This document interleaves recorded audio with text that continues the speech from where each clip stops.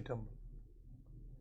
ஆடும் பரிவேல் அணி சேவல் என பாடும் பணியே பணியாய் அருள்வாய் தேடும் கயமா முகனை செருவில் சாடும் தனி யானை சகோதர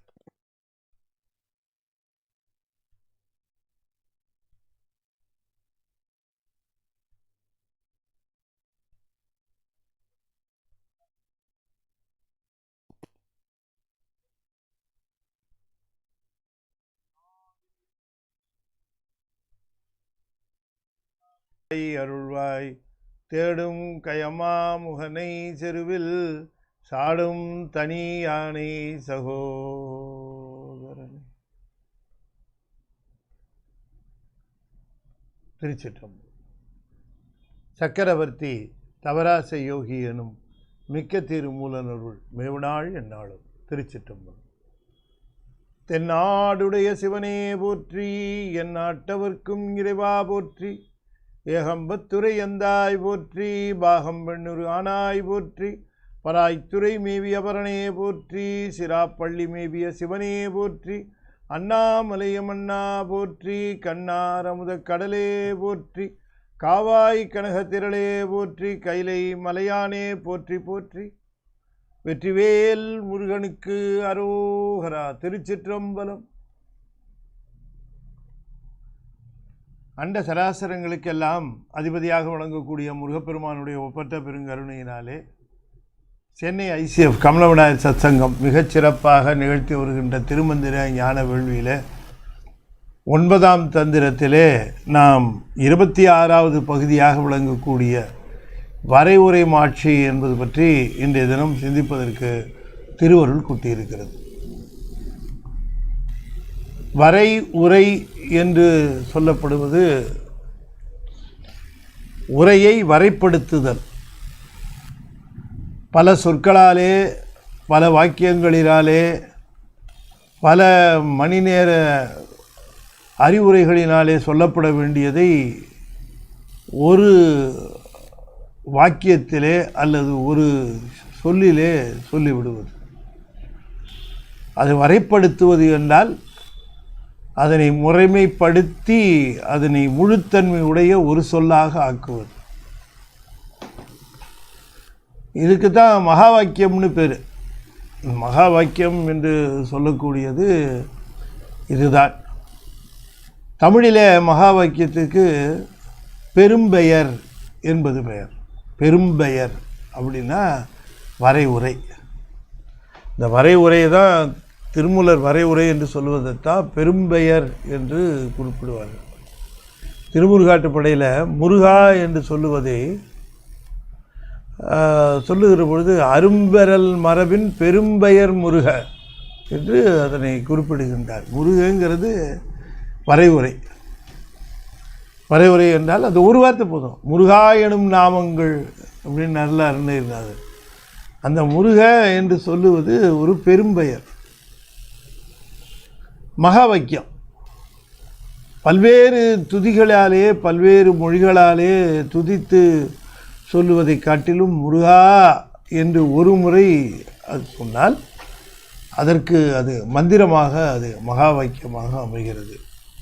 இப்போ நம்ம மகா வாக்கியம் இப்போ இதுக்கு முன்னாடியெல்லாம் பார்த்தோம். தத்துவமசி இல்லையா, தொந்தத்தசி, இதெல்லாம் நம்ம பார்த்தோம். அது பார்த்துட்டு அதில் இருக்கக்கூடிய நுட்பங்கள் எல்லாவற்றையும் நம்ம பேசினோம். இப்போ இங்கே இந்த பகுதியில் ஒரு சிறப்பாக என்ன சொல்ல விரும்புகிறார் என்று சொல்லுகிற பொழுது, நமக்கு இப்போ இருக்கக்கூடிய அசுத்த மாயை, சுத்த மாயை, பிரகிருதி மாயை என்று நாம் மாயை பற்றி ஓரளவு தெரிந்து வைத்திருக்கிறோம். தெரிந்து வைத்ததோடு நாம் என்ன பண்ணுறோம், இந்த மாயை அசுத்த மாயையினுடைய இந்த பிரபஞ்சத்தில் நாம் இயங்கி கொண்டு இருக்கிறோம். அப்படி பிரபஞ்சத்தில் நாம் இயங்கி கொண்டு இருக்கிற நாம் சுத்தமாயைக்கு போகணும். பிறப்புகளை விட்டுருங்க, உயிரை பற்றி பேசுகிறோம். இப்போ பல்வேறு பிறப்புகளை எடுத்து அந்த பிறப்புகள் எல்லாம் இங்கே தான் இருக்குது.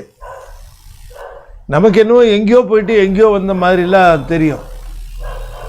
ஆனால் இன்னும் அந்த அசுத்த மாயையை விட்டு இன்னும் நீங்கலை. அசுத்த மாயையில் தான் உயிர் இருக்குது. அசுத்த மாயையிலிருந்து அது சுத்தமாயைக்கு போவதற்குரிய அந்த வாய்ப்பை நோக்கி அது பயணத்தை தொடரணும். முதல்ல பயணமே தொடரலை, சுத்தமாயை நோக்கியே பயணம் போகலை. தாம் இருக்கிறது அசுத்தமாயே என்பது பிரஜையும் இல்லாமல் விலங்குகளும் பறவைகளும் மற்ற உயிரினங்களும் இருப்பது போலவே மனிதர்களிலும் பலர் இது நம்ம இருக்கிற நிலை என்ன, எந்த நிலைக்கு போக வேண்டும், இதற்கு மேலும் இது முன்னேறுவதற்குரிய வாய்ப்புள்ள ஒரு பிறவி என்று உணர்வதில்லை. மற்ற பிறவிகளில் அதுக்கு அந்த பிறவிக்கு மேலே முன்னேறுவதற்கான வாய்ப்பு இல்லை. ஆனால் மனித பிறவி அப்படி அல்ல.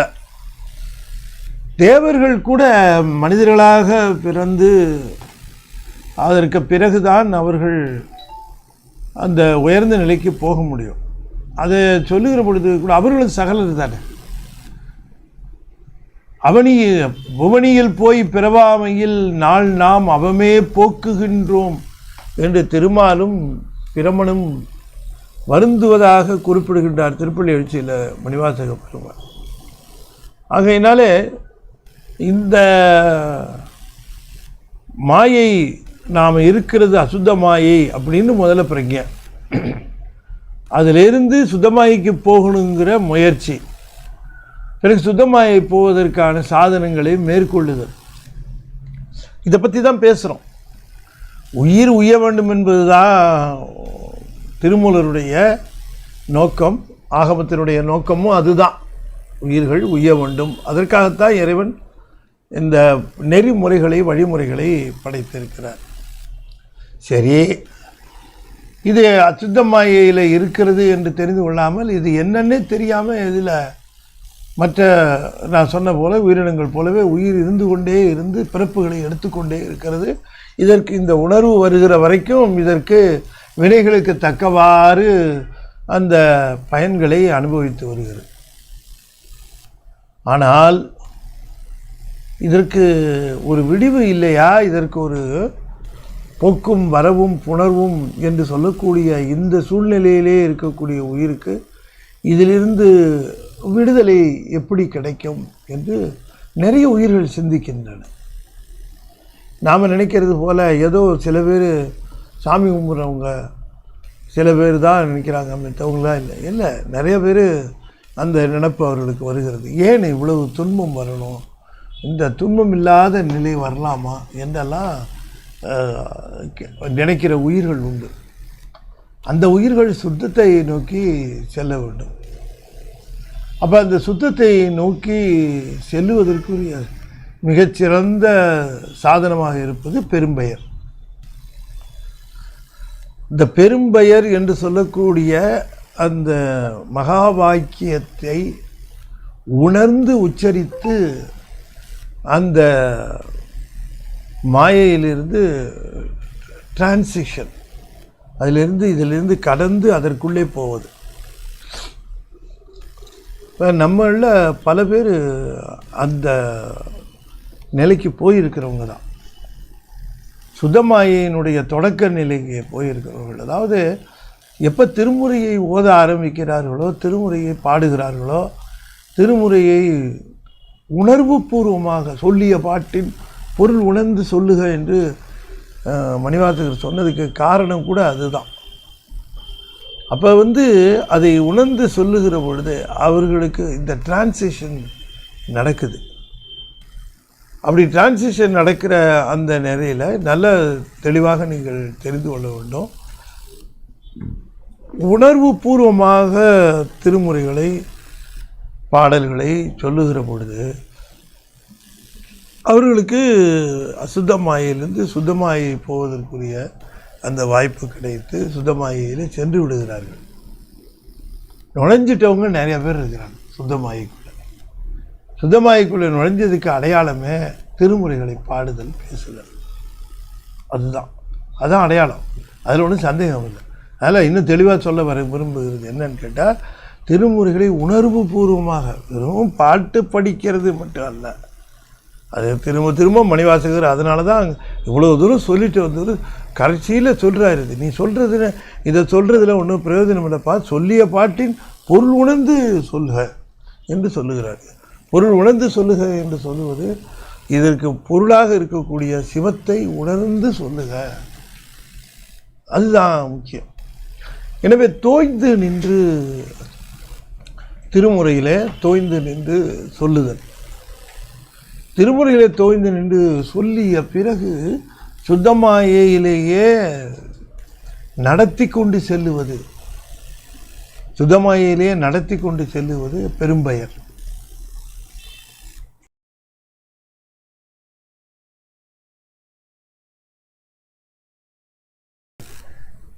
திருமுறையை படித்தால் என்னென்ன பயன்கள் உண்டாகும் என்றெல்லாம் கேட்குறாங்க. ஆனால் அதில் கிடைக்கிற ஒரு மிகப்பெரிய பயன், அதை மட்டும் உணர்ந்து சொன்னால் அவர்களுடைய இந்த அசுத்தமாயிலிருந்து சுத்தமாய பிரவேசம் கிடைக்கிறது. அது அவ்வளவு சுலபமாக உணர முடியாது. இப்போ சுத்தமாயைக்கு போனவர்கள் தான் சுத்தமாயிலே இருக்கிறோம், அசுத்தமாயை விட்டு சுத்தமாயை வந்து விட்டோம் என்று அவர்களுக்கு தெரியாது. அது எப்போ தெரியும் அப்படின்னு கேட்டால் அவர்களுக்கு துரியம் போனால் தான் தெரியும், அருள்நிலைக்கு போனால் தான் தெரியும். இப்போ தொடக்கத்தில் இருக்கக்கூடிய அந்த நிர்மலாவத்தினுடைய தொடக்க நிலையாக இருக்கக்கூடியதோ அல்லது சுத்தமாயில் இருக்கக்கூடிய முதல்ல இருக்கக்கூடிய சாக்கர சோப்பனம், அந்த சுத்தாவத்தை சகல சுத்தாவத்தை அதில் இருக்கக்கூடிய முதல் நிலைகளில் பெரும்பாலானவர் இருப்பார்கள். பெரும்பாலானவர்கள் இந்த சுத்தமாயில் சாக்கிரம் சொப்பனம் என்று சொல்லக்கூடிய அந்த நிலைகளில் இருப்பார்கள். ஆனால் அவர்களுக்கு தெரியாது, அப்போ புரியவும் புரியாது. இப்போ நல்லா யோசித்து பார்த்தோம்னு சொன்னோம்னா இந்த திருமுறைகளினுடைய வல்லமை தான் அப்படி கொண்டு போய் சேர்ப்பது. அதனால தான் சொன்னார், செல்வர் சிவபுரத்தின் உள்ளார் அப்படின்னார். சொல்லிய பாட்டின் பொருள் உணர்ந்து சொல்லுவார் செல்வர் சிவபுரத்து. எங்கே இருக்குது சிவபுரம்? செல்வர் சிவபுரத்தில் உள்ளார் என்று சொல்லுவது எங்கே இருக்குது சிவபுரம்? சிவபுரம் எங்கேயோ இருக்குன்னு.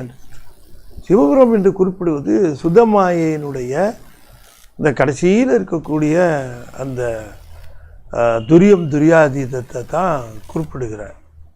அங்கே போவார்கள்.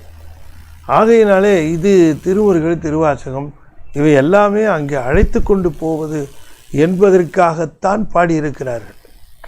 சரி, இப்போ நமக்கு திருமுறையை பாடினா திருமணம் நடக்குது, திருமுறையை பாடினால் நமக்கு செல்வம் வருகிறது, எல்லாம் பொய் இல்லை. அதை ஒன்றும் பொய்யா யாரும் சொல்லி இது பண்ணலை. இது என்னென்னு கேட்டீர்கள் என்று சொன்னால், பொன் பெரும் பதிகம்லாம் நிறைய பொண்ணு. என்ன பொண்ணு?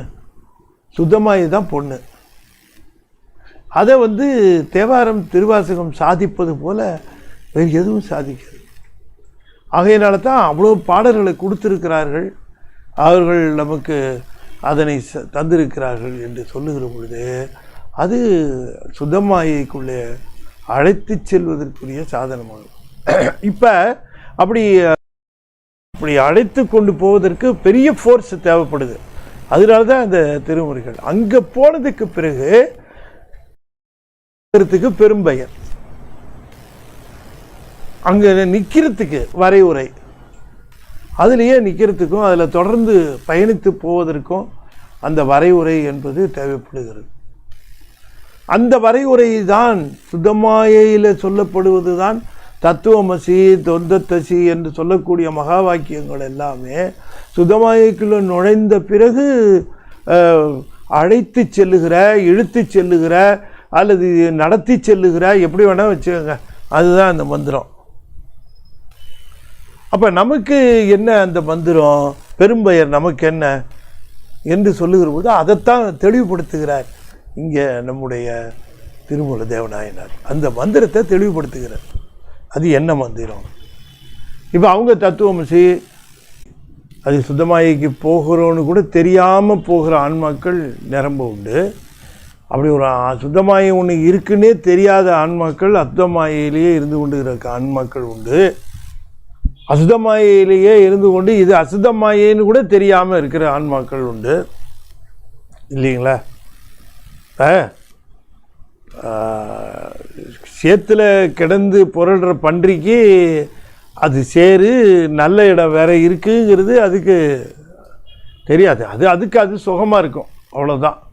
அது அத்தோடு சரி. ஆனால் புறத்தே இருந்து பார்க்கிறவர்களுக்கு அது சேரு, அதில் அப்படி இருக்கே இப்படி இருக்கணுமே என்றெல்லாம் யோசிக்கிறது போல்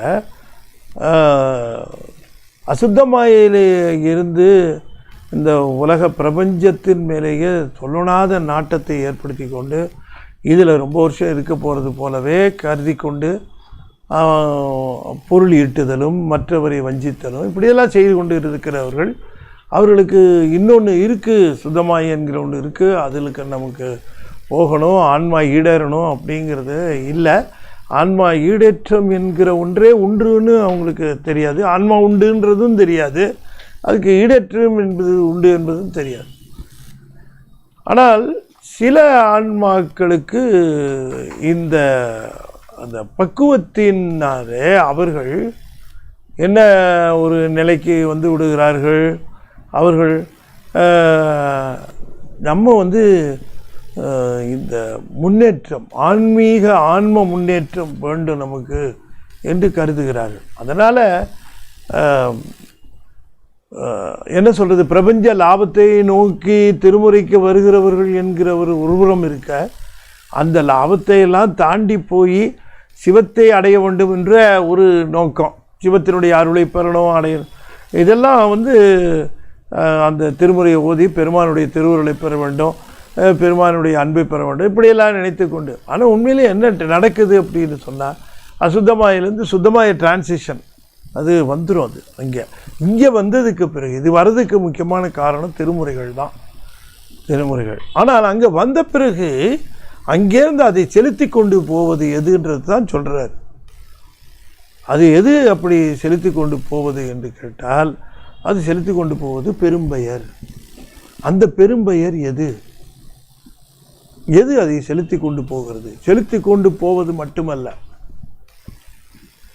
பிறகு அது சுத்தமாயை போய் அதனுடைய திருவருள் நிலைக்கு வந்து பிறகு சிவானந்த நிலைக்கும் போய் சிவானந்த நிலையை பெற்ற பிறகு மீண்டும் வந்தாலும் கூட அதனை அங்கே நிறுத்தி வைத்திருப்பது இந்த பெரும்பெயர் தான்.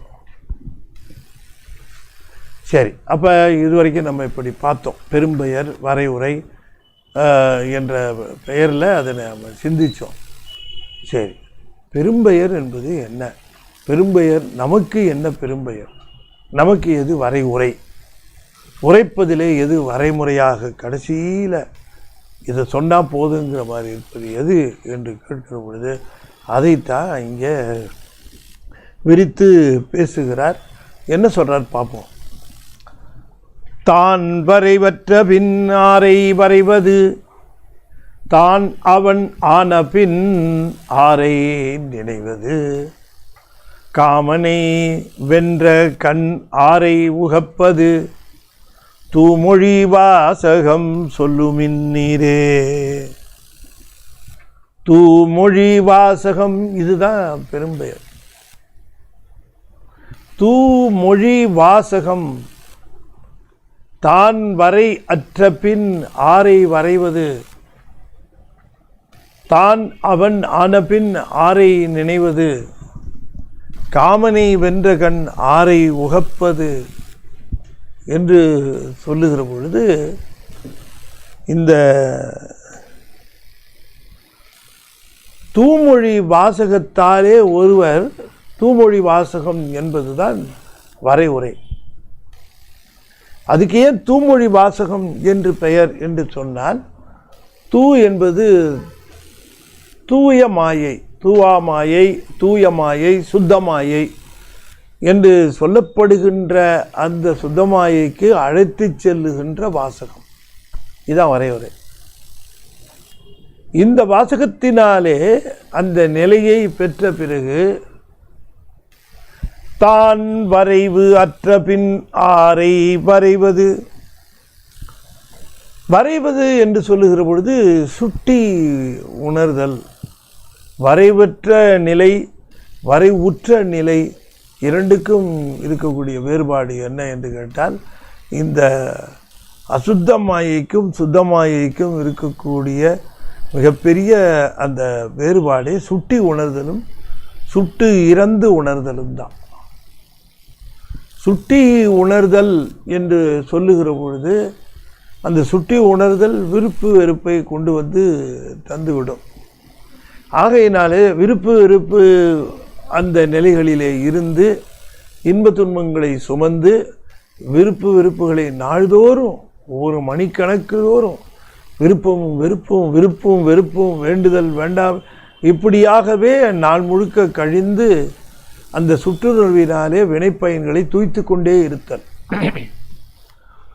சுற்றுணர்வு அற்ற பிறகு வினைப்பயன்கள் நெருங்குவதில்லை. எனவே இந்த தூமொழி என்று சொல்லக்கூடிய சுத்தாவத்தை தூய்மையாகிய சுத்தாவத்தைக்கு செலுத்திய பிறகு ஒருவருக்கு சுட்டு இறந்து போகிறது அவர்களுக்கு. அப்போ அவர்கள் அப்படி அது போன பிறகு சுட்டி அறிகின்ற உணர்வை இழந்து விடுகிறது.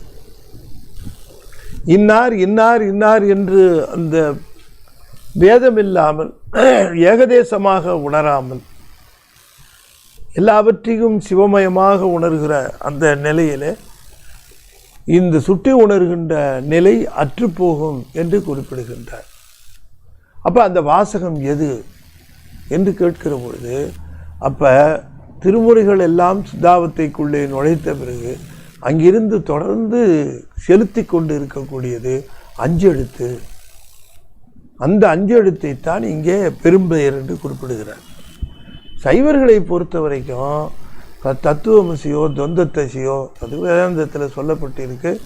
அதனுடைய பொருளை எடுத்து சொல்லி அது எப்படி நம்முடைய சித்தாந்தத்தோடு அது எங்கே அது பொருந்தி வருகிறது, எந்த நிலைகளிலெல்லாம் பொருந்தி வருகிறது என்பதையெல்லாம் நாம் சிந்தித்தாலும் கூட சைவர்களுக்கு மந்திரமாக மகா மந்திரமாக பெரும்பெயராக விளங்குவது அஞ்செழுத்து தான். எனவே இந்த அஞ்செழுத்து என்று சொல்லுவதைத்தான் தூமொழி வாசகம் என்று குறிப்பிடுகின்றார். இந்த தூமொழி வாசகம் என்று சொல்லக்கூடிய அஞ்செழுத்து ஒருவரை திருமுறைகள் சுத்தமாயைக்கு செலுத்திய பிறகு அந்த சுத்தமாயையில் செலுத்தி கொண்டு போவது அவர்கள் மானதமாக உச்சரித்து கொண்டு இருக்கக்கூடிய அதிசூட்சம பஞ்சாட்சரமாக இருக்கக்கூடிய இந்த அஞ்செழுத்து தான். எனவே இந்த அஞ்செழுத்தை அவர்கள் சொல்லிக்கொண்டு இருக்கிற பொழுது அந்த நிலையிலே போகிறவர்கள் சுட்டிறந்து அறியக்கூடிய நிலைக்கு அவர்கள் வந்து விடுகிறார்கள். அந்த சுட்டிறந்து அறியக்கூடிய நிலையில் அவர்கள் வந்த பிறகு தான் வரைவு அற்ற பின் என்று சொன்னால் சுட்டி அறிகின்ற அந்த நிலையை தான் இழந்த பிறகு எதை சுட்டுவது எதை அறிவது என்று கேட்கிறார். ஆரை வரைவது என்று குறிப்பிடுகின்றார். அப்போ ஒன்றை அறிந்து கொள்ள வேண்டும் என்ற அந்த ஆவல் இல்லாமல் அறியப்படுவதற்கு ஏதுமில்லை என்கிற நிலையிலே நிற்றன். அறியப்படுவதற்கோ அல்லது பற்று நான் மற்றிலேன் கண்டாய் என்று சொல்கிறார். பாரோடு விண்ணாய் பரந்த எம் பரனே பற்று நான் மற்றிலேன் கண்டாய் என்று சொல்லுவது சுற்று அறிய வேண்டிய பொருள் எனக்கு எதுவும் இல்லை, இது வேணும் இது வேண்டாம், இது உண்டு இது இல்லை என்று அந்த நிலையிலே சுட்டு அறியக்கூடிய பொருள்கள் எனக்கு எதுவும் இல்லை. சுட்டி அறிகின்ற பொழுது தேவைப்படுகிற பிரபஞ்சம் சுட்டிறந்து அறியப்படுகின்ற பொழுது தேவைப்படாததாகிவிடு. பற்று நான் மற்றிலேன் கண்டாய் என்று குறிப்பிடுகின்றார். எனவே பிரபஞ்சத்திலே இருந்தாலும் சுத்தமாய பிரவேசம் என்பது சுட்டிறந்து நிற்பதிலே தான் நிகழ்கிறது.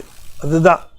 எனவே சுத்தமாயை என்பது சுட்டிறந்து அறிகிறவர்கள் பிரவேசிக்கின்ற ஒரு நிலை என்பது தான் குறிப்பிடுகின்றார்.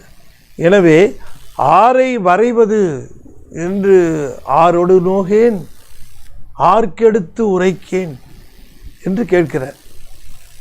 அவர் கேட்குறது, பாரோடு விண்ணாய் பரந்தயம் பரனே பற்று நான் மற்றிலேன் கண்டாய், சீரோடு பொலிவாய் சிவபுரத்தரசே திருப்பெருந்துறை உரை சிவனே, ஆரோடு நோகேன் ஆர்க்கெடுத்து உரைக்கேன்.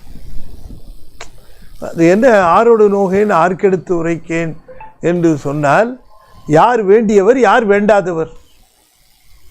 ஆரோடு நோகேன் யார் வேண்டாதவர் என்று வெறுப்பது, யார்க்கெடுத்து உரைப்பேன் யார் வேண்டியவர் என்று போய் சொல்லுவது, அப்படி ஒன்றுமே இல்லை. அந்த மாதிரி எனக்கு ஒரு சுட்டி விருப்பு வெறுப்போடு நிகழக்கூடிய செயல்கள் எதுவுமே இங்கே இல்லைன்னுட்டார். இந்த பாட்டு இந்த கருத்துக்கு எவ்வளோ பொருந்தி வருகிறது என்று பார்க்க வேண்டும். அவர் லௌகீகமாக விஷயங்களை பேசுகிறார். ஆரோடு நோகேன் ஆர்க்கெடுத்து உரைக்கேன் என்று சொல்லுகிற பொழுது எனக்கு விருப்பு வெறுப்பே இல்லைப்பா, இங்கே எதுவுமே இல்லைங்கிற.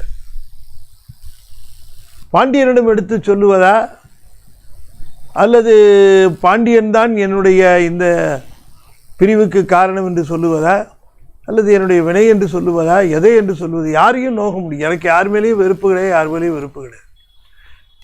பாண்டியனோடு எத்தனையோ முரண்பாடுகள் இருந்தாலும் பாண்டியனை பற்றி திருவாசகத்தில் ஈண்டு கனகம் இசையப்பெறாது ஆண்டான் எங்கோன் அருள் இருந்தபடி என்று சொல்லுகிறாரே தவிர, பாண்டியன் தனக்கு பரிமாவிற்று என்று குறிப்பிடுகின்றார் கீர்த்தி திராகவல்ல. யாரோடு நோகேன் ஆர்க்கெடுத்து உரைக்கேன், சுட்டு இறந்து போயாச்சு. அங்கே போனதுக்கப்புறம் அப்படி இங்கே யாரும் வேண்டியவங்க வேண்டாதவங்களாம் கிடையாது. அந்த மாதிரியான ஒரு சூழ்நிலை அதை குறிப்பிடுகின்றார். எனவே வரைவு அற்ற நிலை என்று சொல்லுகிற போது சுட்டிறந்து நிற்கின்ற நிலைக்கு சென்று விட்டது பிறகு யாரை வரைவது, யாரை சுட்டி சொல்லுவது? இவர் வேண்டியவர், இவர் வேண்டாதவர், இவர் தெரிஞ்சவர், இவர் தெரியாதவர், இவர் நட்பு, இவர் பகை என்று எங்கிருந்து சொல்லுவது என்று கேட்கிறார். யாரை வரைவது? சுட்டி அறிய முடியாது, அப்படி ஒன்றும் கிடையாது என்று குறிப்பிடுகின்றார். அப்போ நமக்கு அந்த நிலை, அந்த சுத்தமாயைக்கு வந்த பிறகு அங்கே இந்த தூமொழி வாசகத்தை அங்கே சொல்லிக்கொண்டு இருக்கிறவர்களை அது செலுத்தி கொண்டு போகிறது. எனவே அஞ்செழுத்து மந்திரம்தான் பெரும்பெயராக மகாமந்திரமாக விளங்குகிறது. அந்த பெரும்பெயர் மகாமந்திரமாக விளங்குவது சிவய சிவ என்று சொல்லக்கூடிய அதிசூட்சம பஞ்சாட்சரம் என்று சொல்லுகிறார். தொடர்ந்து குறிப்பிடுகிற போது சொல்லுகிறார், தான் அவன் ஆன பின் ஆரை நினைவது. நினைக்கிறதுக்கு எந்த பொருளும் இல்லை, நினைக்கிறதுக்கே எந்த பொருளும் இல்லை. ஏன்னா தானே சிவமான பிறகு தான் அவன் ஆன பின் ஆரை நினைவது என்று கேட்கிறார். சிவத்தை நினைக்கலான்னு சொன்னால், சிவம் வேறாக இருந்தால் சிவத்தை நினைக்கலாம். நாம் சிவத்தை அறிந்து வந்ததெல்லாம் சுட்டி அறிந்து வந்தது தான். சிவம், சிவத்தினுடைய தன்மை, இந்த கோயிலில் இருக்கிறார், இங்கே நிலவுகிறார், இங்கே பெருமையோடு இருக்கிறார் என்றெல்லாம் நாம் சுட்டி சுட்டி அறிந்து கொண்டு வந்த நிலை போக, சுத்தாவத்தையில் சுட்டிறந்து அறிகிற பொழுது தன்னை விட்டு வேறு ஒரு பொருளாக அது இல்லாததை உணர்வார்கள். தன்னை விட்டு வேறு ஒரு பொருளாக இல்லாததை அது உணர்கிறது. உயிருக்கு தன்னை விட்டு வேறு ஒரு பொருளாக உயிர் தன்னை உணராது. உயிர் உணர்கிற பொழுது, உயிராக உணர்கிற பொழுது தன்னை விட்டு தனக்கு வேறாக ஒரு பொருளாக உயிரை உணருமா என்று கேட்டால் அவ்வாறு அது உணர்வுக்கு வர. அது உடலை உயிர் என்று கருதியதுனாலே, உடலையே உயிர் என்று கருதி கொண்டிருக்கிற நிலையிலே இது ரொம்ப வரைவுரை மாற்றி ரொம்ப டஃப்பான ஒரு டாப்பிக்கு, ரொம்ப டஃப்பான டாபிக். அதே நாம் அந்த சுத்தமாயில் இருக்கிறவர்களுடைய அடுத்தது அணைந்தோர் தன்மை சொல்லுவார், அடுத்தது தொடர்ந்து பேசுவார். அதில் சொல்லுகிற பொழுது சுத்தமாயை நோக்கி செல்லுகிறவர்கள் சுட்டிறந்து அவர்கள் செல்ல ஆரம்பிப்பார்கள். அதற்கு சாதனமாக விளங்குவது இந்த அதிசூட்சம பஞ்சாட்சரமாக இருக்கும். அதிசூட்சம பஞ்சாட்சரம் உடனே வந்துடாது. அது நமச்சிவாயம் சொல்லி சொல்லி சிவாய நம சொல்லி சொல்லித்தான் வரும். நானையோ தவம் செய்தேன் சிவாய நம என பெற்றேன் என்று குறிப்பிடுகிறார். ஏனென்றால் சிவாய நம தான் சிவய சிவ ஆகிறதுக்கு வழி. நமச்சிவாயம் தான் சிவாய நம்ம பெறத்துக்கு வழி. இப்படி ஒன்றை ஒன்று பற்றி செல்லுகிற பொழுது நமச்சிவாயம் சிவாய நம சிவாய நம சிவ சிவ என்கிற பொழுது அசுத்தமாயிலிருந்து சுத்தமாய்க்கு வந்துடும். அப்படி சுத்தமாயைக்கு வந்த பிறகு சொல்லப்படுகிற அதிசுற்ற மந்திரமாக இருக்கக்கூடிய சிவய சிவ என்கிற இந்த மந்திரத்தை சொல்லுகிற பொழுது ஏற்படுகிற உணர்வு தன்னை சிவமாக அந்த தன்னை சிவத்திற்கு வேறாக இல்லாமல் தன் உயிருக்கு உயிராக சிவமாகவே உயிராகவே பாவித்தல். இந்த இடத்துல ஏமாந்து போய் தான் தன்னை சிவமாக கருதி கொண்டு தன்னையே பிரம்மம் என்று கருதி கொள்ளும். அதில் ரொம்ப கவனமாக இருக்க வேண்டும். அதனால தான் தான் அவன் ஆனபின் தான் அவன் ஆனபின் என்று சொல்லுகிற பொழுது அந்த திருவருள் நிலையிலிருந்து அந்த சிவபோகத்திற்கு வந்த பொழுது சிவயோகம் தானும் அருளும் என்ற நிலை வந்த பிறகு அதுக்கப்புறம் நினைப்பதற்கு வேறு பொருள் இல்லை. அது வரைக்கும் தியானம் உண்டு. சமாதியில் தியானம் கிடையாது. தியானம் என்பது ஒரு பொருளை நினைப்பது. எனவே யாரை நினைப்பதுன்னா எங்கே தியானம் இருக்குது, எந்த பொருள் தியான பொருளாக இருக்கும் என்று குறிப்பிடுகின்றார். தான் அவன் ஆன பின் ஆரை நினைவது என்றால் யாரை தியானிக்கிறது? தியானம் கிடையாது. எப்பவும் அந்த சிவானுபவ நிலையிலே சிவமாகவே நின்று வேறாக தெரியாமல் உயிர் எப்படி உடலாக கருதி கொண்டிருந்ததோ இப்பொழுது உயிர் சிவமாக கருதி கொண்டிருக்கும். உடல் பருகிற துன்பத்தை எல்லாம் உயிர் இப்போ வாங்கிக்கதில்லை, தன்னை அதனால் கருதி கொள்வதனால தானே. உயிர் உடலை தன்னதாக கருதி கொள்ளுகிறது. தன்னுடையதாக கருதி கொள்றதுனால உடலுக்கு வர அத்தனையும் உயிருக்கு வந்துடுது. எப்போ உயிர் தன்னை சிவமாக நினைத்து கொள்ளுதோ அப்போ சிவத்தினுடைய ஆனந்தம் முழுக்க உயிர். இதுதான் ப்ராசஸ்ஸு. எப்படி ஆனந்தம் அதுக்கு வருகிறது என்று சொன்னால், உயிர் ஆனந்தத்தை எவ்வாறு அனுபவிக்கிறது என்று சொன்னால், உயிர் எப்படி தன்னை சிவமாக தன்னை இந்த உடலாக பாவித்து கொண்டே இருந்ததோ இப்பொழுது தான் சிவத்திலேயே இருப்பதாக அல்லது சிவமாகவே இருப்பதாக. அதனால தான் சித்தமலம் அருவித்து சிவமாக்கி எனை ஆண்ட அத்தன் எனக்கு அருளியவாறு ஆறு பெறுவார் அச்சோவேன்னு திரும்ப கீழே சாக்கிரத்தில் அதீதத்தில் அதை சொல்லுகிறார். இப்போ பேசுறது சாக்கிரத்தில் அதீதத்தில் இருக்கிற பொழுதல்ல, அதீதத்தில் இருக்கிற பொழுது. அதீதத்தில் இருக்கிற பொழுது எதை தியானம் செய்வது? தியானம் செய்வதற்குன்னு ஒரு பொருள் சித்தாவத்தையில் இருந்தது. ஆனால் அந்த அனுபவத்தை பெற்ற பிறகு சிவபோகம் அனுபவத்தை பெறுகிற பொழுது தியானிப்பதற்கு ஒரு பொருளும் இல்லை. அங்கே ஒரு பொருளும் இல்லை. தான் அவன் ஆன பின் ஆரை நினைவது காமனை வென்ற கண் ஆரை உகப்பது. ஒரு மகிழ்வு என்று சொல்லக்கூடியது காமனை வென்ற கண் ஆரை உகப்பது என்று கேட்கிற ஒரு கேள்வியில் தெளிவு. யாரை விரும்புகிறது? இப்போ நமக்கு அப்பர் சாமி சொன்ன மாதிரி என்னில் யாரும் எனக்கு இனியார் இல்லை, என்னிலும் இனியான் ஒருவன் உளன் அப்படின்னு அப்பர் சாமி சொன்னார். அந்த விருப்பத்தை சொன்னார். ஆனால் அந்த எல்லா விருப்பங்களையும் அறுத்து எரிந்து சிவத்தை மட்டுமே விரும்பி போய் அங்கே சேர்ந்த பிறகு எதை விரும்ப போகிறோம்? நாம் எதையும் விரும்ப மாட்டோம் என்று குறிப்பிடுகின்றார். காமனை வென்ற கண்ணுன்னார். காமனை வென்ற கண் என்று சொல்லுவது சிவபெருமானுடைய நுதற்கண். அது காமனை வென்ற கண். சிவபெருமான் முன்பாக காமன் நிற்க மாட்டான், காமன் நில்லான். சிவபெருமான் முன்பாக மட்டுமல்ல, சிவனடியார் முன்பாகவும் நில்லான். அதனால் சிவனடியார்களுடைய அறிவு சிவத்தினுடைய அறிவு. அதனால் காமனை வென்ற கண் என்பது நுதற்கண் என்பது சிவனடியார்களுடைய அறிவை குறிப்பிடுவது.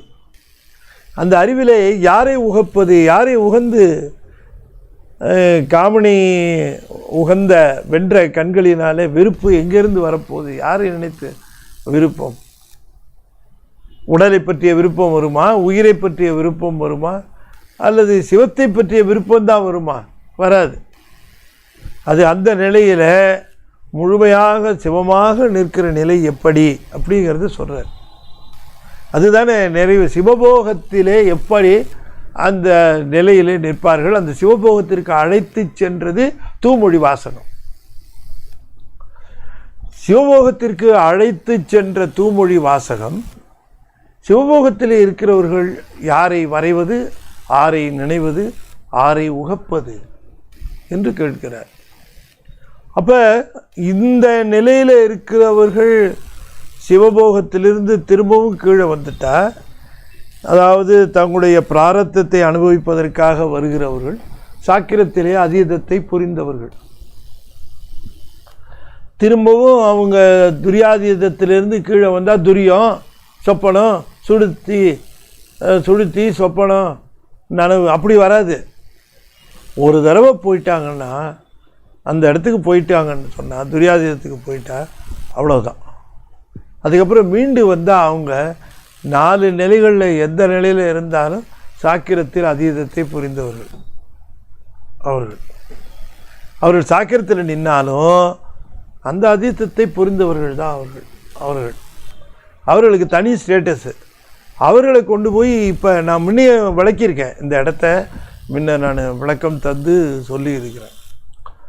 அங்கே அவர்கள் கடந்து போகிற அந்த நிலையில் நிற்பார்கள். கடந்து போகிறவர்களுக்கும் இப்போ நாமும் சாக்கரத்தில் நிற்போம், அவங்களும் சாக்கரத்தில் நிற்பாங்க இல்லையா? திருஞான சம்பந்தர் வருவார், அவரை வரவேற்பார்கள் அடியார்கள். அவர் எல்லாரோடையும் உட்காந்து சாப்பிடுவார், எல்லாரோடையும் பேசுவார். அப்போ அவர் எதில் இருக்கிறாரு? அவர் சாக்கிரத்தில் அதீதத்தில் நிற்கிறவர். நம்ம அடியார்கள் எல்லாம் சாக்கிரத்தில் இருப்பாங்க, சொப்பனத்தில் இருப்பாங்க, அந்தந்த பக்குவத்தில் இருப்பாங்க. அந்த அதீதத்தை புரிந்து அந்த நிலைக்கு வந்தவர் அவரும் அப்பரும் பேசிக்கொள்ளுகிற விதம் வாரி அப்பர் சுவாமியும் திருஞான சம்பந்தரும் பேசிக்கொள்வது போல அப்பரோ திருஞான சம்பந்தரோ மற்றவர்களோடு பேச முடியாது, இயலாது. அது அவர்கள் இருக்கின்ற நிலை, அந்த நிலை. அதனால தான் சாக்கிரத்தில் அதீதத்தை புரிந்த தபோதனர்கள் அவர்கள் சர்வசங்க நிவர்த்தி வந்த தபோதனர்கள். அவர்கள் பாக்கியத்தை பகர்வது என்று சித்தியாரில் கேட்கிறார். அதனாலே அவர்கள் அந்த இடத்துல இருக்கிற பொழுது சுற்றுணர்வு அற்றுப்போய் இருக்கிற அவர்கள் சுட்டி அறிகிற அந்த நிலையில் விளங்க மாட்டார்கள், சுட்டி அறிகிற நிலையிலே இருக்க மாட்டார்கள். ஆகையினாலே சுட்டிறந்த நிலையில் வெறுப்பு அவர்களுக்கு கிடையாது. அதனால் யாரையும் வெறுப்பதோ யாரையும் விருப்புடன் நோக்குவதோ அவர்களுக்கு இல்லை. ஆரை வரைவது அவர்கள் சிவமான பிறகு அவர்கள் சிவ ஆனந்த உணர்விலே, சிவானுபவ நிலையிலே அந்த உணர்விலே நிற்பதனாலே அவர்கள் ஆரை நினைவது, அவர்கள் யாரை நினைத்து அல்லது யாரை உகந்து நிற்பது. இப்போ நமக்கு யாரை நினைக்கிறோம்? நம்ம அல்லும் பகலும் சிவத்தை நினைக்க வேண்டும், சிவத்தை சிந்திக்க வேண்டும், சிந்தனை செய்க என்று குறிப்பிடுகின்றார்கள். சிந்தனை நின்தன காக்கி நாயினேன் தன் கண்ணினை நின்று பாத போது காக்கி என்று இப்பொழுது குறிப்பிடுகிற அந்த இது நமக்கு சொல்லுகிறார் மணிவாசகர். ஆனால் அவருக்கு சொல்லுகிற பொழுது சிந்தனைன்னு தனியாக எதுவும் கிடையாது. அந்த நிலையில் இராப்பகலற்ற இடத்தே இருந்தேன் என்று குறிப்பிடுகின்றார். இரவு பகலெடுத்த அற்ற இடத்தே இருந்த நிலையாக அதை குறிப்பிடப்பெறுகின்றது. ஆகையினாலே இந்த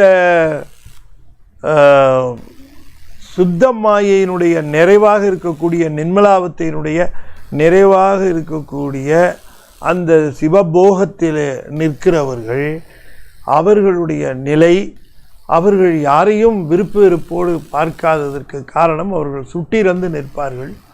அவர்களுக்கு விருப்பு வெறுப்பு கிடையாது, யாரையும் உகப்பது கிடையாது, யாரையும் தியானிப்பது கிடையாது என்கிற அந்த நிலை. அந்த நிலைக்கு அவர்கள் சென்றதற்கு காரணம் அந்த சுத்தமாயிலே அவர்களை செலுத்தி அதிலே நிறுத்துகின்ற தூமொழி வாசகமாகிய பஞ்சாட்சரம். அந்த பஞ்சாட்சரம் என்பதுதான் சிவய சிவ என்று சொல்லக்கூடிய அதிசூட்சம பஞ்சாட்சரம் என்று குறிப்பிடுகின்றார்.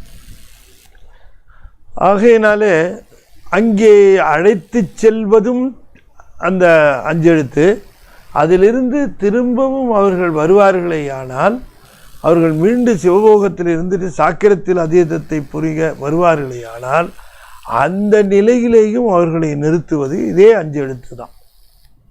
அவர்களுக்கு சாதனமாக விளங்குவது அதிசூட்சம பஞ்சாட்சரம் தான். அவர்கள் அதனை கொண்டு தான் சாதனமாக கொண்டு தாங்கள் பிராரத்தத்தை அனுபவிக்க வருகிற பொழுது தங்களுக்கு விருப்பு வெறுப்பு வந்துவிடாத வண்ணம் அந்த சாதனத்தை பயன்படுத்தித்தான் நிற்பார்கள் என்று குறிப்பிடுகின்றார். அடுத்த பாடலில் கூட அதனை தெளிவுபடுத்துகிறார். உரையற்றதொன்றை உரை செய்யும் ஊமர்கள், கரையற்றது ஒன்றை கரை காணலாகுமோ, திரையற்ற நீர்போல் சிந்தை தெளிவார்க்கு புரையற்றிருந்தான் புரிசடையோனே. கரையற்றது ஒன்றை கரை காணலாகுமோ, உரையற்றது ஒன்றை உரை செய்யும் ஊமர்கள், திரையற்ற நீர் போல சிந்தை தெளிவார்க்கு புரை அற்றிருந்தான் புரிசடையோனே. உரையற்றது ஒன்றை உரை செய்யும் ஊமர்கள், கரையற்றது ஒன்றை கரை காணலாகுமோ, திரையற்ற நீர் போல சிந்தை தெளிவார்க்கு புரை அற்றிருந்தான் புரிசடையோனே என்று குறிப்பிடுகின்றார். முதல் 2 வரியையும் நாம் தெளிவாக பார்க்க வேண்டும். கரையற்றது ஒன்றை கரை, இப்போ கடல் என்று சொன்னால் கடலுக்கு கரை கிடையாது. இந்த கடலுக்கு கரை என்பது கிடையாது, எல்லையற்றது கடல். கடல் இடைவெளி விட்டு இருக்குமானால் அந்த இடத்துல இருப்பதற்கு தீவு என்று பெயர், அல்லது தீபகற்பம் என்று பெயர். தீவோ தீபகற்பமோ அவை இடைப்பகுதிகள், கரை என்று சொல்ல முடியாது அவற்றை.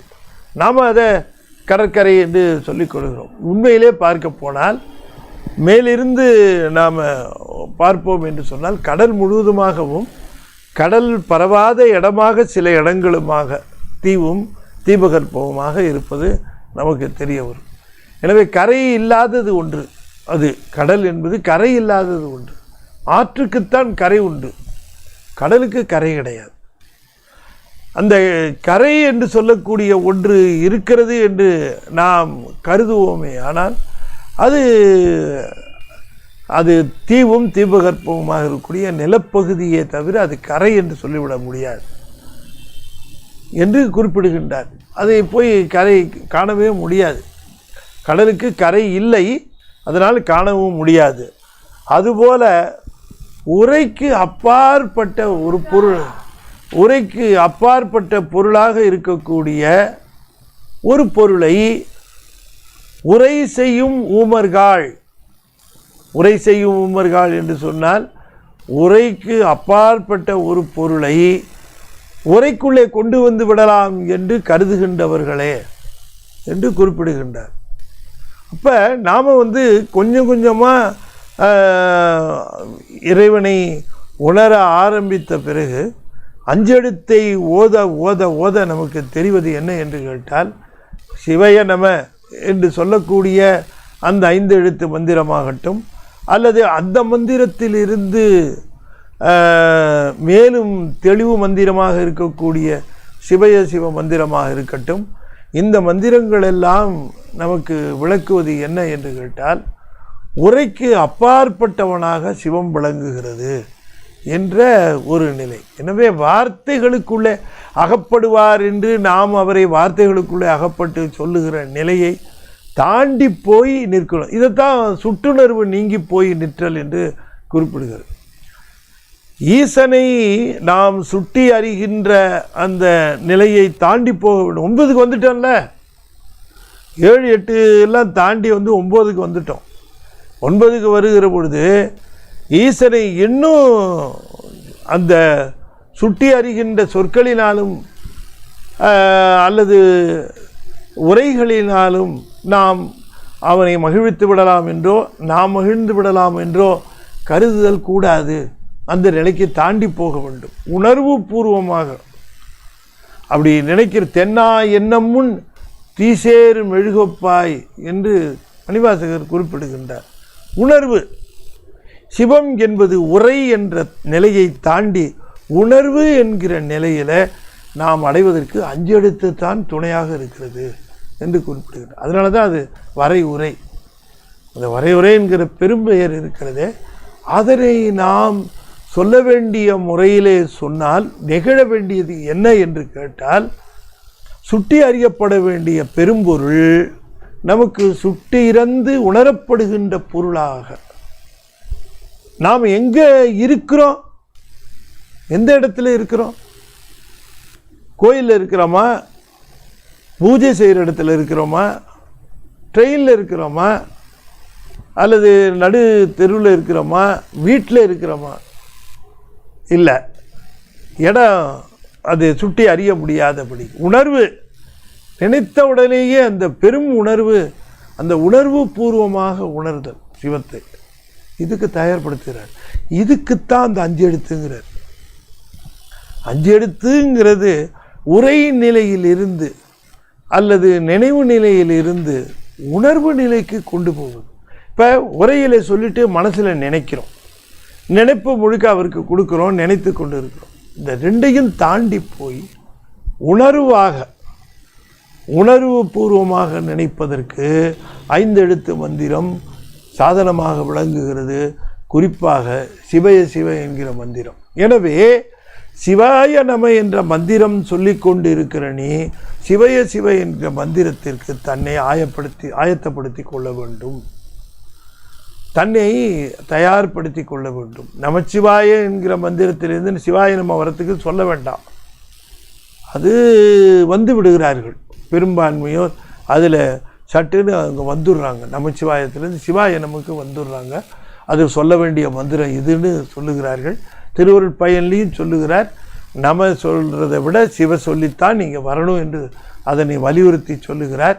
அப்படி சொல்லி அழைத்து கொண்டு வந்த பிறகு சிவய என்று அந்த வந்த பிறகு நீங்கள் சிவய சிவ என்கிற அந்த மந்திரத்திற்கு ஆயத்தப்படுத்தி கொள்ள வேண்டும்.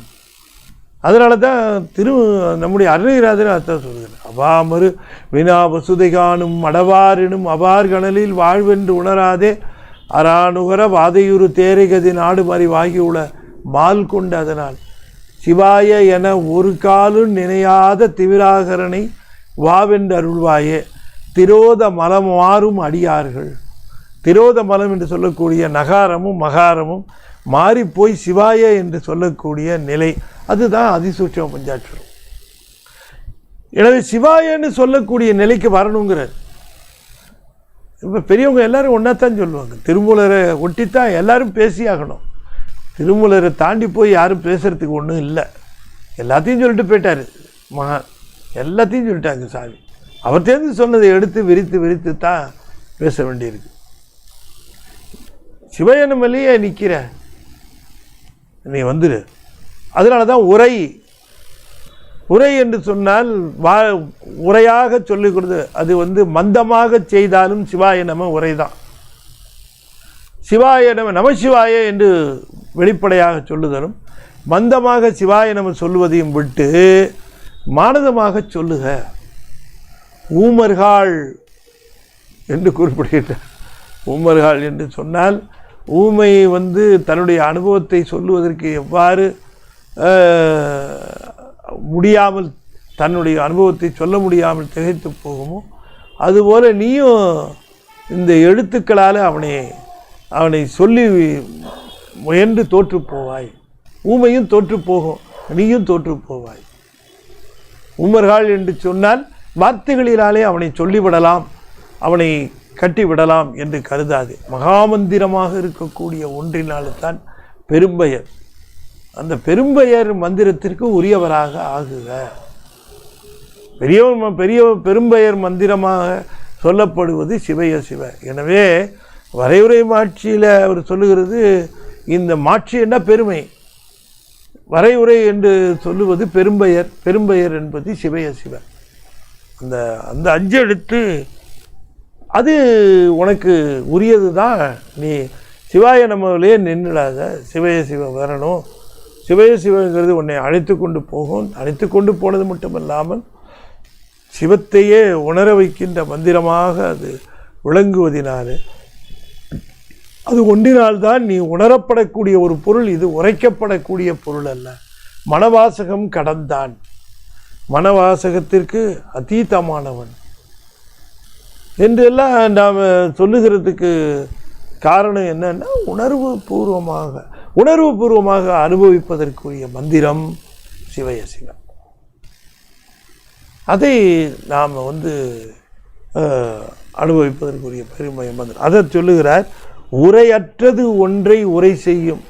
உரையற்றது ஒன்றை போய் நீ உரை செய்யல, மந்தமாகவோ அல்லது உரையாகவோ சொல்லி கொண்டு இருக்கக்கூடியதில் நீ அடைந்து விட முடியாது. அதிலிருந்து சிவய சிவ என்கிற உரையற்றது அது அதில் உள்ளுக்குள்ளேயே சிந்திக்கக்கூடிய அந்த மந்திரத்திலே காண வேண்டும். ஏனென்றால் அது கரையற்றது ஒன்று, எல்லா இடத்துலையும் வியாபித்திருப்பு. இது எப்படி சாத்தியமாகும் என்று கேட்டால் அதுக்கு தான் சொல்லுகிறார். திரையற்ற நீர்போல் சிந்தை தெளிவார்க்கு. இந்த சிந்தையானது ஒரு அலையில்லாத கடலானது எப்படி தெளிவோடு அப்படியே நிர்மலமாக எந்த விதமான சலனமும் இல்லாமல் அந்த சிந்தையானது நிற்குமோ, அந்த சிந்தையானது நிற்பவர்களுக்கு மட்டுமே வியாபகத்தன்மையிலே விளங்குவான். குறையற்று இருந்தான், வியாபகத்தன்மையிலே விளங்கும். எல்லா இடத்துலையும் அவனை காணுகின்ற தன்மை இருப்பதனாலே தானும் எல்லா இடத்துலையும் இருப்பதை போல உணர்கின்ற உணர்வு வியாபக நிலை. எல்லா இடத்துலையும் எங்கே நிற்கிறோமோ அந்த இடத்துல உணர்வதனாலே சிவம் அந்த இடத்துல, தானும் எல்லா இடங்களிலும் சிவன் இருக்கிற இடத்துல எல்லாவற்றிலும் இருப்பது போல அந்த உணர்வு வரும். திரையற்ற நீர் போல சிந்தை தெளிவார்க்கு புறையற்று இருந்தான். புறைன்னா சிற்றிடம், ஒரு சிறு இடத்தை மட்டுமே தனக்கு கொண்டிருக்கக்கூடிய அந்த இடத்தை நீங்கி விளங்குவான் அவன். புரிசடையோனே. புரிசடையோனே என்று சொன்னால் சடாமுடி உடையவனாக விளங்கக்கூடிய சிவபெருமான் சிந்தை தெளிவார்க்கு புறையற்றிருந்தான். புறை என்று சொன்னால் சிற்றிடம். சிற்றிடம் என்று சொன்னால் என்ன அர்த்தம்? கோயில், சிறு கோயில். ஒரு கோயிலில் இருக்கிறான், இந்த கோயிலில் தான், இங்கே தான் இருக்கிறான், இந்த இடத்துல தான் இருக்கிறான் என்று அற்று அப்படி சொல்லக்கூடிய நிலை நீங்கி போய் எல்லா இடத்துலையும் இருக்கிற அந்த உணர்வை அந்த உணர்வு பூர்வமாக பெற வேண்டும். அப்படி சிந்தை தெளிந்தவர்களுக்குத்தான் அது விளங்கும். அது நிர்மலமான அந்த கடல் போன்ற சிந்தை உடையவர்களுக்குத்தான் தெரியும். அந்த சிந்தை அடைவது எப்படி என்று கேட்டால் பெரும்பெயரை உச்சரித்தல்தான் வரும். பெரும்பெயல் என்று சொல்லுவது வரையுறை. வரையுறை என்பது சிவய சிவ என்று சொல்லக்கூடிய அதிசூட்சம பஞ்சாட்சரம். இந்த அதிசூட்சம பஞ்சாட்சரம் என்று சொல்லக்கூடிய இதனை தெளிவாக அதனை உரிய முறையிலே பெற்று உரிய முறையிலே உணர்வு மந்திரமாக அதனை ஆக்கி கொள்ள வேண்டும். எனவே இப்போ என்ன சொல்கிறாருன்னு பாருங்கள். நீங்கள் நாம் திருமுறைகளை நாம் கற்றுக்கொண்டு திருமுறைகளை ஓதி திருமுறைகளினாலே அந்த உணர்வை பெற்று அந்த திருமுறைகளினாலே நாம் ஐந்தெழுத்தினுடைய உணர்வை சொல்லுகிற பொழுது, நமச்சிவாயன்னு சொல்லுகிற பொழுது ஏற்படுகிற உணர்வை நமக்கு விளக்குவது திருமுறை. சிவாயனமை என்கிற சொல்லுகிற பொழுது, மந்தமாக சொல்லுகிற பொழுது ஏற்படுகிற உணர்வை ஏற்படுத்துவது திருமுறை. பிறகு அந்த உணர்வின் மூலமாக நாம் சிவய சிவ சென்று கடந்து நிற்கிற அந்த நிலையில் சிவத்தை உணர்தல் வேண்டும். எனவே பெரும்பெயர் என்று சொல்லக்கூடிய இந்த 5 எழுத்து மந்திரம் உண்மையிலேயே 5 எழுத்து மந்திரம் என்பது இதைத்தான் குறிக்கும். இந்த 5 எழுத்தை தான் குறிக்கும். அது நமச்சிவய சிவய நம என்பது உபச்சாரமாக குறிப்பது. 5 எழுத்து என்று சொன்னாலே அது சிவய சிவ என்கிற அதிசூட்சம பஞ்சாட்சரத்தை தான் குறிக்கும். அதனை பெறுவதற்கு உரிய அந்த நிலையிலே படிநிலைகளாக விளங்குவது. ஞானம்தான் பெற வேண்டிய நிலை. சரிய கிரியை படிநிலைகளாக இருப்பது போல பெற வேண்டியது சிவய சிவ மந்திரம்தான். அதற்கு பெறுவதற்குரிய படிநிலைகளாக விளங்குவது நம சிவய சிவய நம என்கிற மந்திரம். எனவே அந்த மந்திரங்களிலேயே நின்று நாம் முழுமை பெற்று விட்டதாக நாம் அங்கே மகிழ்ந்து நின்று விடக்கூடாது. அதனை தாண்டி வந்து சிவய சிவ என்ற அந்த மந்திரத்துக்கு உரியவர்களாக அவற்றை நாம் செபித்து அந்த மந்திரத்தினாலே ஆனந்தத்தை அனுபவிக்கக்கூடிய நிலையில் இருக்கிற பொழுதுதான் மீண்டும் அதிலிருந்து வெளியே வருகிற பொழுதும் அந்த மந்திரம்தான் அவர்களுக்கு விளங்குகிறது. அந்த சிவய சிவ என்கிற மந்திரத்தை தான் உச்சரித்து கொண்டிருப்பார்கள். அந்த சிவய சிவ என்கிற அந்த 5 எழுத்தைத்தான் 5 எழுத்து மந்திரமாகவும் அதனை குறிப்பிடுவார்கள். அது அதிசூட்சம பஞ்சாட்சரமாக அது உபதேசம் செய்யப்படுகிறது. அந்த உபதேச மந்திரம்தான் அருளாளர்களுக்கு இப்பொழுது உபதேசம் செய்யப்படுகிற மந்திரமாக விளங்குவதும் அதுதான் ஞான நிலையில் இருக்கிறவர்களுக்கு உபதேசம் செய்யப்படுகிற மந்திரமும் சிவசிவ மந்திரம்தான். எனவே அது உள்ளே அது என்ன சொல்கிறது, அதை உணர்வு பூர்வமாக அதை தான் அன்னைக்கு நான் இப்போ பாட்டு சொல்லும் கூட சிவைய என ஒரு காலம் நினையாத, அது நினைக்கிற மந்திரம், நினையாத சொல்லாதன்னு சொல்லலை இல்லையா. சிவாய என ஒரு காலும் நினையாத திமிராகரனை எவ்வளோ கவனமாக சொல்கிறார் பாருங்க. நினையாத சிவாய என ஒரு காலும் நினையாத திமிராகரனை வாவென்று அருள்வாயே திரோத மலமாறும் அடியார்கள் பிறகு சுட்டி அறியக்கூடிய நிலை நீங்கி போகிறது. எனவே இந்த பெரும்பெயர் என்று சொல்லக்கூடிய இந்த இடத்துல வரையுறை மாட்சியை சொல்லுகிற பொழுது 5 எழுத்து ஓதுகிறவர்கள் அந்த 5 எழுத்தினுடைய அடுத்த படிநிலையாக விளங்கக்கூடிய சிவய சிவ என்கிற மந்திரத்திற்கு தம்மை ஆயத்தப்படுத்தி கொள்ள வேண்டும். அவர்கள் திருமுறைகளை ஓதுவதனாலே அவர்கள் அசுத்தமாயிலிருந்து சுத்தமாயைக்கு கவனமாக அழைத்து வரப்படுகிறார்கள். அந்த சுத்தமாயிலிருந்து சுத்தமாய்க்குள்ளே நுழைந்த பிறகு அந்த நுழைந்து அங்கிருந்து அவர்கள் செல்லுவதற்கு மிகச்சிறந்த சாதனமாக விளங்குவது பெரும்பெயர். எனவே நமக்கு மகா மந்திரம் 5 எழுத்து தான் இல்லையா. துஞ்சலும் துஞ்சலில்லாத பொழுதினும் நெஞ்சகம் நைந்து நினைமின் நாள்தோறும். துஞ்சலும் துஞ்சலில்லாத பொழுதினும்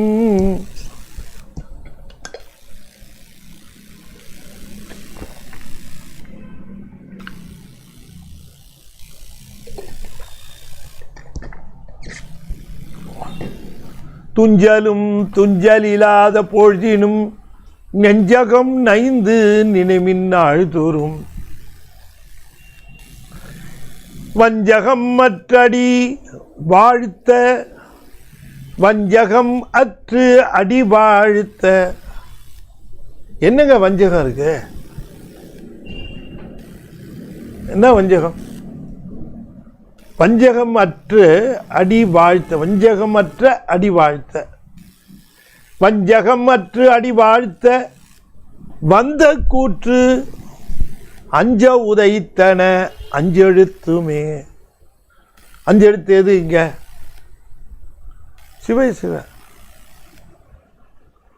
வஞ்சகமற்று என்று சொன்னால் நமங்கிறது இல்லாததுன்றது குறிப்பிடுகிறார். வஞ்சகமற்று அடி வாழ்த்த வந்த கூற்று அஞ்ச உதைத்தன. தேகத்தை டச் பண்ண முடியாது, யமன் வந்து டச் பண்ண முடியாது, எடுத்து பிரிச்சுட்டு போறேன்னு. அதே அப்போ அவர் என்ன மந்திரம் அங்கே சொல்லிட்டு இருந்தாருன்னா 5 எழுத்து மந்திரத்தில் சிவய சிவ நினைந்து அங்கே சொல்லி கொண்டு இருந்தார். அதுதான் அந்த உணர்வு நிலையில் நின்னதுனால அவர் யமனிடமிருந்து அந்த 5 எழுத்து காப்பாற்றியது என்று குறிப்பிடுகின்றார். அப்போ அவர் எதை நினைக்க சொல்கிறாரு?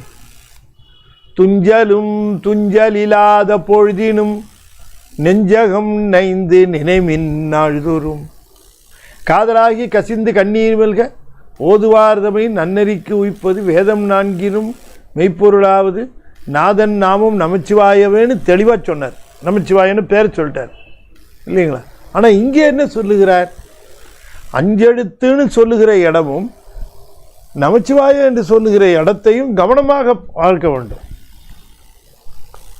அது பப்ளிக்கு பொதுவாகவே சொல்லுகிறார். அஞ்செழுத்தை பற்றி கொள்ளுங்கள் என்று நமச்சிவாயத்தை சொல்லுகிறார்.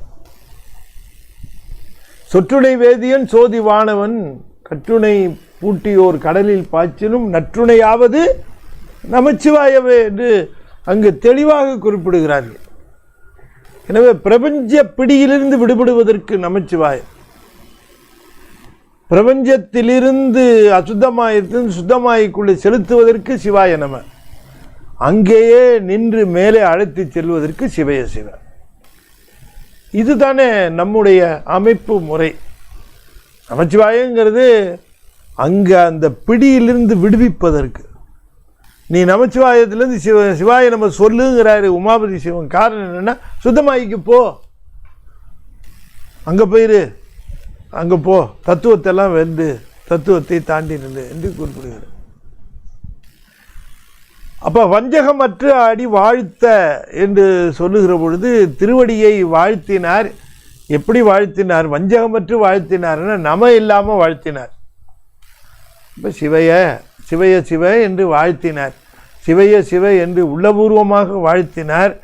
அது அவனை உதைச்சது, அஞ்செடுத்து உதைச்சது அவனை என்று குறிப்பிடுகின்றார். என்று சொல்லி இந்த பெரும்பெயர் என்று சொல்லுவது வரையுறை, பெரும்பெயர் இதெல்லாம் ஒரே பொருளை குறிப்பன. மகா வாக்கியம் இது சிவய சிவ என்கிற மந்திரம் என்பதை குறிப்பதற்காக இந்த அற்புதமான இந்த பாடல்களை சொல்லுகிறார். எனவே நாம் நமச்சிவாய சொல்லிகிட்டு இருக்கிறோம், சிவாய நம்ம போகணும். சிவாய நம்ம நிறைய பேர் சொல்கிறாங்க, சிவ சிவ போகணும் என்று அவர் அதனை குறிப்பாக காட்டி அங்கே நன்னறிக்கை செலுத்துகிறார் என்று சொல்லி இந்த அளவில் இந்த 2 பாடல்களை நாம் சிந்தித்தோம். நாளைய தினம் மீதம் இருக்கக்கூடிய ஒரு பாடலையும் நாளை மாலை நாம் தொடர்ந்து சிந்திப்போம். வரையுறை மாட்சி என்பது அற்புதமாக நம்மை நெறிப்படுத்துகிறார் இல்லையா? நிறைவு செய்ய போகிறார் திருமந்திரத்தை. எப்படியாவது கூட்டு சுத்தமாய்க்குள்ளே விட்டு செலுத்தி கொண்டு போக வேண்டும் என்பது திருமூலருடைய எதிர்பார்ப்பு. ஆகையினால இந்த இடத்துல அந்த நிலையில் அதனை சொல்லுகிறார் என்று சொல்லி இப்பொழுது நிறைவு செய்யும் முகமாக 5 எழுத்தை 5 முறை ஓதுவேன். நண்பர்கள் தொடர்ந்து ஓத வேண்டும் என்று திருவடி பணிந்து வேண்டிக் கொள்வேன். ஓ நம சிவாய, ஓ நம சிவாய, ஓம் நம சிவாய, ஓம் நம சிவாய, ஓம் நம சிவாய. திருச்சிற்றம்பலம். அன்பர்களே, நம்முடைய ஞானத்திரள் பத்திரிகையினுடைய 13ஆம் ஆண்டு தொடக்க விழா திருமுறை பெருவிழாவாக திருப்பூரிலே மலர்கிறது. அந்த விழாவிலே நம்முடைய திருமுறை கலாநிதி குற்றாலம் சுப்பிரமணியம் அவர்கள் திருமுறை இசை காலையும் மாலையும் இசைக்கிறார்கள். அடியேன் போதம் உண்ட பிள்ளையும் போதம் செய்த பிள்ளையும் என்கிற தலைப்பில் திருஞான சம்பந்தர் பற்றியும் மெய்கண்டார் பற்றியும் காலையும் மாலையும் பேச இருக்கிறேன். ஆகையினாலே திருப்பூரிலே சௌடாம்பிகா திருமண மண்டபம் காலேஜ் ரோடு என்ற இடத்தில் இருக்கக்கூடிய அந்த மண்டபத்திலே நீங்கள் சேர்ந்து விடுங்கள். ஒரு நாள் முழுக்க திருமுறை சிந்தனையாக நாம் இருக்கலாம். மிகச்சிறப்பான நூல் வெளியீடுகள் என்று பல்வேறுபட்ட அற்புதமான நிகழ்வுகள் இருக்கின்றன. திருப்பூர் ஆடல்வல்லான் அறக்கட்டளை தான் மிகச்சிறப்பான ஏற்பாடுகளை செய்து கொண்டு வருகிறது. எனவே நீங்கள் அத்தனை பேரும் அங்கே வந்திருந்து விழாவை சிறப்பித்து தருமாறு உங்களை கேட்டுக்கொள்கின்றேன். தொடர்ந்து இது ஞானத்திரள் விழா. ஞானத்திரளுக்கு நீங்கள் சந்தாதாரராக வேண்டும். ஞானத்திரளுக்கு சப்ஸ்கிரைப் பண்ணணும், உங்கள் நண்பர்களை அறிமுகப்படுத்தணும். பிரபலங்கள் எல்லாம் பயன்படுத்துகின்ற அல்லது பிரபலங்கள் வாசித்து மகிழ்கின்ற ஒரு பத்திரிகையாக ஞான பத்திரிகையாக இது விளங்குகிறது. ஞானத்திரளுக்கு வாசகர்கள் தான் நல்ல ஆதரவு. எனவே நீங்கள் இது சந்தாதாரராக இருந்தால் மட்டும் பத்தாது, மற்றவர்களையும் ஆற்றுப்படுத்த வேண்டும் என்று உங்களை வேண்டி விரும்பி கேட்டுக்கொண்டு இந்த அளவில் இதை நிறைவு செய்து மீண்டும் நாளை மாலை மிகச்சரியாக 7 மணிக்கு சந்திப்போம். இன்றைய தினம் கொஞ்சம் சில சிக்கல்கள், டெக்னிக்கல் ஃபால்ட்ஸ் கொஞ்சம் வந்தது. அதை சரி செய்து போடுவதற்கு சற்று தாமதமாகிவிட்டது, சிரமம் ஏற்பட்டது. அதற்காக பொறுத்தருள வேண்டும் உங்களை கேட்டுக்கொண்டு இந்த அளவில் நிறைவு செய்கின்றேன். நன்றி, வணக்கம். திருச்சிற்றம்பலம். தென்னாடுடைய சிவனே போற்றி, எந்நாட்டவர்க்கும் இறைவா போற்றி, வெற்றிவேல் முருகனுக்கு அரோகரா. திருச்சிற்றம்பலம்.